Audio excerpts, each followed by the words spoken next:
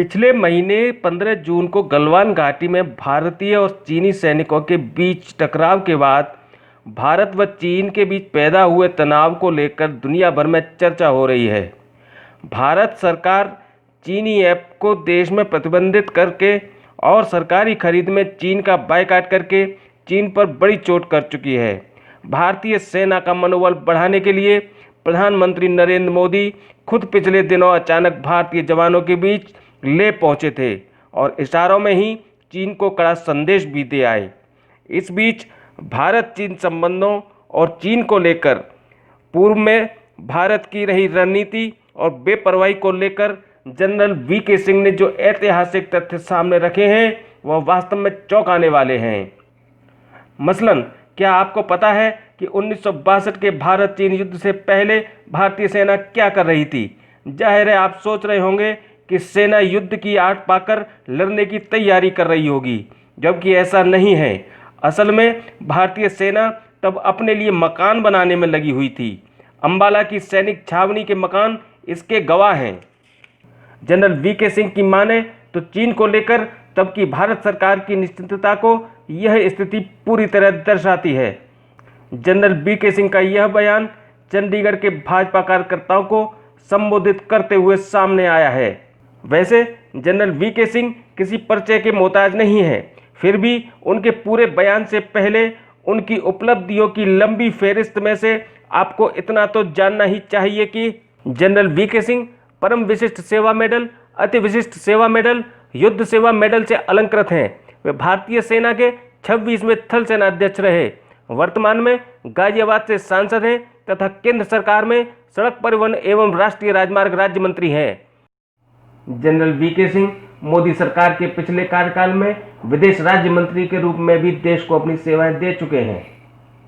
चंडीगढ़ प्रदेश भाजपा ने स्थानीय लोगों और पार्टी कार्यकर्ताओं को चीन द्वारा भारत पर किए गए आक्रमण को हैंडल करने के तरीके और भारत सरकार की रणनीति से अवगत कराने के लिए एक वेबिनार का आयोजन किया।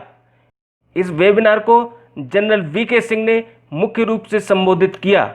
आइए अब जानते हैं जनरल वीके सिंह ने क्या कहा। किसी भी प्रकार की वास्तविकता से रूबरू होने से पूर्व जब तक हम घटना के इतिहास को नहीं जानेंगे तब तक हमें वास्तविक स्थिति को जान पाना मुश्किल होता है। वर्तमान में भारत चीन संबंधों को समझने के लिए हमें अपने इतिहास के पन्नों को खंगालना होगा। कई इतिहासकार चीन से भारत आए और अपने साथ बौद्ध ग्रंथ भी लेकर गए, जिनको उन्होंने व्हाइट वॉश मंदिर में रखा है। उस समय के आलेखों पर यदि हम प्रकाश डालें तो ये साफ प्रतीत है कि चीन के साथ भारत की कभी भी सीमा नहीं थी, बल्कि तिब्बत के साथ भारत की सीमा थी। कोई भी चीनी यात्री तिब्बत से होकर नहीं आया। जब भी आया लद्दाख के रास्ते से यहाँ आया। उस समय तिब्बत पर चीन का कोई अधिकार ही नहीं था। वर्ष 1949 तक चीन हमारे लिए कोई चुनौती नहीं था।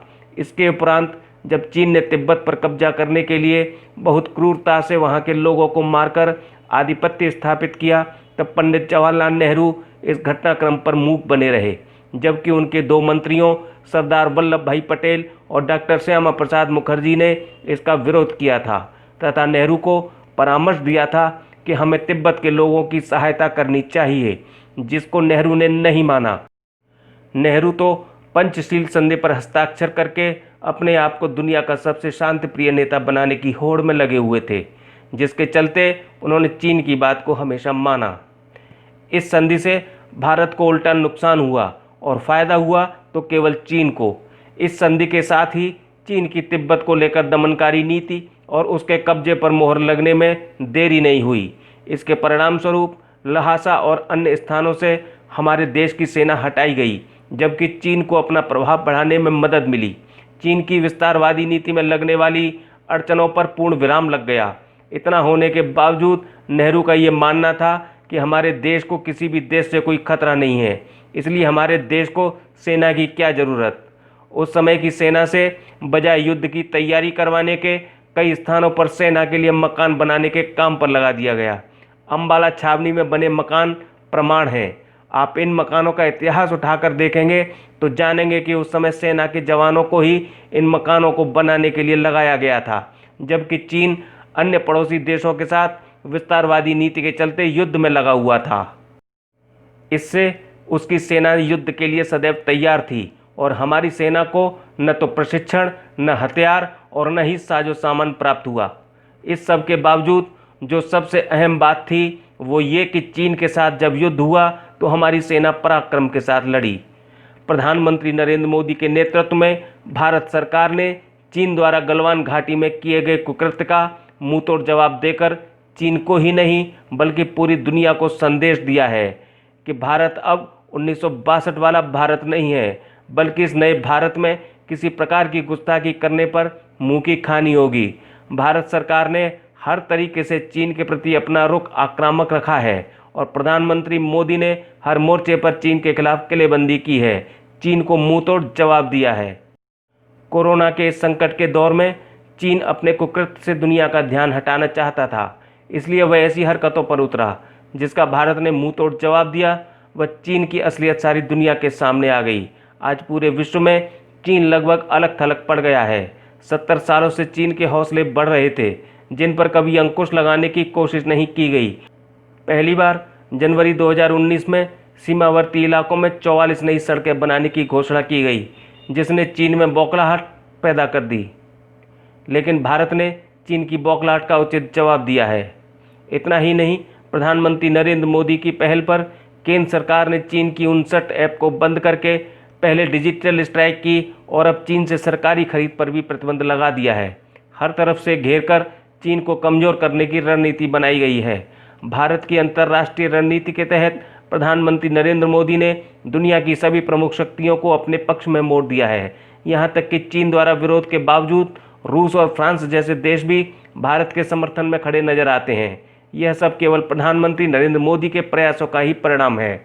भारतीय सेना द्वारा पराक्रम दिखाने और 100 से अधिक चीनी सैनिकों को मार गिराने के बावजूद कांग्रेस व वामपंथी दलों द्वारा सेना का मनोबल गिराने का जो प्रयास किया जा रहा था, उसे प्रधानमंत्री नरेंद्र मोदी ने 100वें गलवान घाटी में सेना के जवानों के बीच पहुंचकर एक झटके में तोड़ दिया। इससे सेना के मनोबल में कई गुना बढ़ोतरी हुई है। उनके इस कदम की देश में ही नहीं बल्कि पूरे विश्व में चर्चा है। पूरे विश्व में भारत का सिर ऊंचा हुआ है तथा लगभग सभी देशों ने प्रधानमंत्री नरेंद्र मोदी की प्रशंसा की है। यहाँ आपको बता दें कि चंडीगढ़ प्रदेश भाजपा के इस वेबिनार कार्यक्रम में पार्टी के सभी नेता और कार्यकर्ता तथा स्थानीय लोग अपने अपने घरों से वर्चुअल माध्यम से जुड़े थे। इनमें चंडीगढ़ प्रदेश भाजपा अध्यक्ष अरुण सूद भी शामिल हैं, जो इन दिनों होम क्वारंटाइन में हैं। हमसे जुड़े रहने के लिए आपका बहुत बहुत धन्यवाद। हम भी आपसे जुड़े रहें, इसके लिए ए न्यूज़ ऑफिस टीवी को सब्सक्राइब जरूर करें।